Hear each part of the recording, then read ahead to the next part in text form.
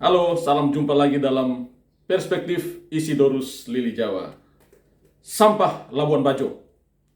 Saya kaget ketika saya membaca warta dari media Victory News bahwa cukup banyak wisatawan yang berkunjung ke Labuan Bajo itu mengeluh.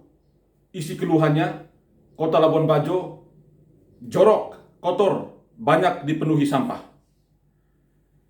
Bahkan 46% wisatawan mancanegara menilai pelaku usaha dan masyarakat di Labuan Bajo kurang menjaga kebersihan lingkungan. Di spot-spot tertentu banyak tumpukan sampah. Hasil survei tahun 2020 menunjukkan bahwa 58% wisatawan mengatakan kalau Labuan Bajo itu kota yang jorok, kotor, dan banyak dipenuhi sampah. Ini hasil survei yang saya cerna dari warta Victory News. Kita tahu Labuan Bajo itu sekarang sedang didandani habis-habisan untuk menjadi kota wisata super premium. Banyak fasilitas yang dibangun di sana. Mengingat tahun depan ada puluhan kepala negara yang tergabung dalam G20 akan melangsungkan pertemuan di Labuan Bajo. Karena itu pemerintah Indonesia tidak main-main mendandani Labuan Bajo menjadi kota wisata yang gemerlap, yang menarik, yang luar biasa. Tetapi sayangnya masih ada sampah di mana-mana. Ini catatan serius untuk kita, untuk pemerintah Kabupaten Manggarai Barat.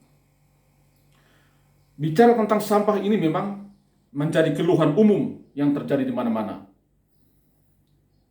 Tetapi dalam konsep dan konteks Labuan Bajo sebagai wisata super premium, mestinya sampah itu tidak boleh menjadi keluhan para wisatawan.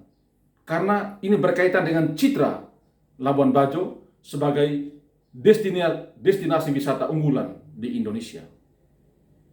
Karena itu memang ini butuh kerja keras, kerja cerdas, kerja tuntas dari berbagai elemen. Yang pertama, mesti membangun kesadaran masyarakat. Ini penting, merubah mindset bahwa sampah itu harus diamankan di tempat sampah, dibuang pada tempatnya, bukan dibuang di sembarang tempat. Apalagi dibiarkan berserakan di tempat-tempat umum.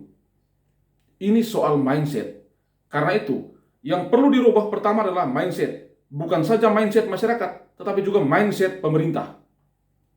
Yang kedua, karena Labuan Bajo itu punya tuannya, punya regulator atau pemerintah, maka pemerintah mesti melakukan berbagai hal agar persoalan sampah itu tidak menjadi keluhan para wisatawan.